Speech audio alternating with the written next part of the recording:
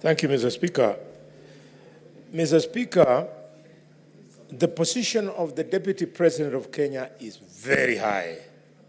It is a very high calling.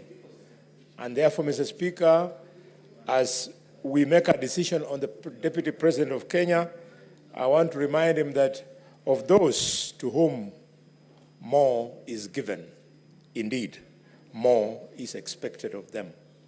And he should not feel that he is being victimized because, Mr. Speaker, the highest standard of this Constitution in 2013, by dint of lack of integrity, the Deputy Chief Justice, Nancy Barasa, lost her job merely because she pinched the nose of Kwamboka.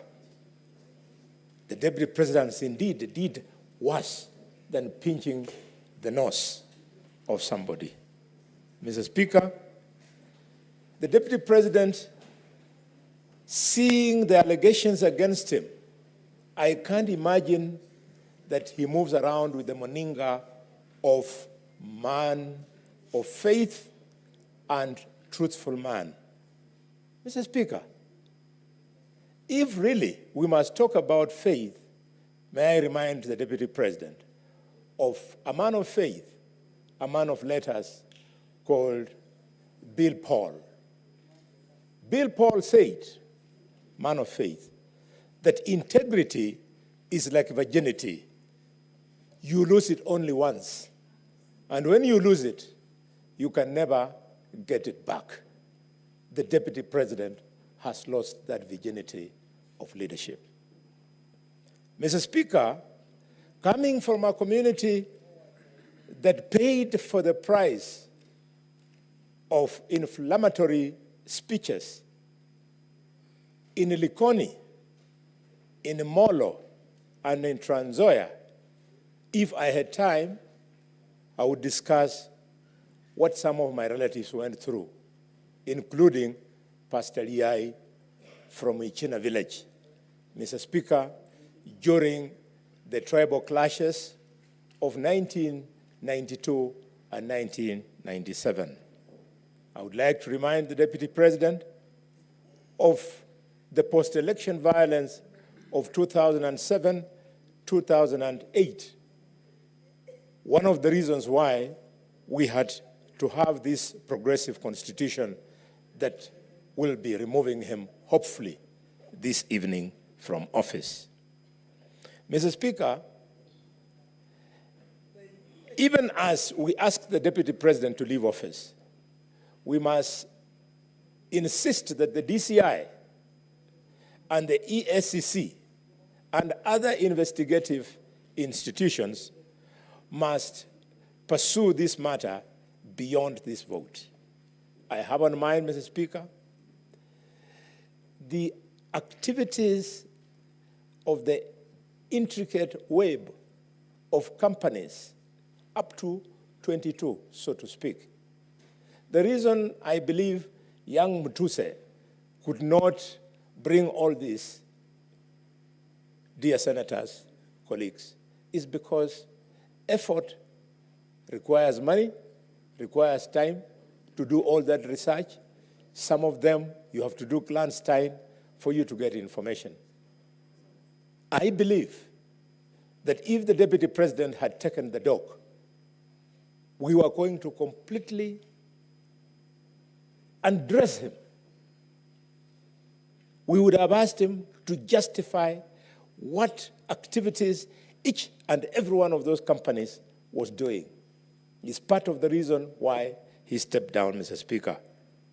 Mr. Speaker, I have evidence, which I don't wish to be part of the case, that as soon as the Deputy President's brother died, the wife went to the corporate branch of the cooperative bank and started crying there that the manager should stop the Deputy President from operating these accounts.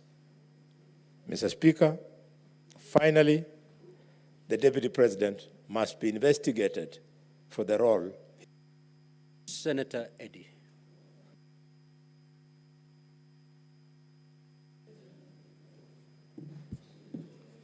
Mr. Speaker, I thank you, and I recognize the pressure of time. Mr. Speaker, I am here because of the kindness of the people of Migori County who sent me here that at such a time, Mr. Speaker, I need to be cautious of the Article 125 of the Constitution, which requires us as a House that in matters such as this, Mr. Speaker, we must behave like judges, because under Article 125 of the Constitution, Mr. Speaker, we sit as a high court, Mr. Speaker. And in the words of Socrates, Mr. Speaker, a judge is required to listen courteously, to answer wisely, to consider soberly, and definitely to decide impartially, Mr. Speaker. There were 11 charges, Mr. Speaker, that were put before us, Mr. Speaker, and they were put to us in the context of Constitution 2010, Mr. Speaker. The Constitution 2010, Mr. Speaker, came in the backdrop of two very important historic moments in this country, Mr. Speaker, that I must reflect on, Mr. Speaker. Number one, Mr. Speaker, is the section paper number 10 of 1965, Mr. Speaker. That section paper number 10, Mr. Speaker, divided this country into those who are important and those who are not important. The language that was used then, Mr. Speaker, was the idea of northern frontier districts, Mr. Speaker, that then discriminated upon some communities, Mr. Speaker, against others, Mr. Speaker. Number two, Mr. Speaker, in 2007, Mr. Speaker, this country was divided on the basis of ethnicity, Mr. Speaker. And therefore, I rise to support this motion if my grounds, Mr. Speaker, after listening courteously and considering soberly, Mr. Speaker, are more than half of the charges, Mr. Speaker. And I find that ground 1, 5, and 6 on the utterances of the deputy president, Mr. Speaker, violate Article 91 of the Constitution and Article 232 of the Constitution. We cannot have political parties, Mr. Speaker, that are founded on the basis of ethnicity and dividing national resources on the basis of ethnicity, Mr. Speaker. Number two, Mr. Speaker, that would make the ground number 4, which actually also happened to be reason number 4 for why the deputy president must leave office, Mr. Speaker, the violation of Article 160 of the Constitution, Mr. Speaker, of undermining the judiciary, Mr. Speaker. There was an imminent threat to the judges there, Mr. Speaker. You realize that in my judgment, Mr. Speaker, I excuse ground number 8 on the basis of the fact that there was no proof that there was a petition that was not filed, Mr. Speaker. But on the threat, Mr. Speaker, I think that the deputy president stands impeached, Mr. Speaker. Ground number 9, Mr. Speaker, on NIS, Mr. Speaker. We know that this country has faced serious terror attacks, Mr. Speaker.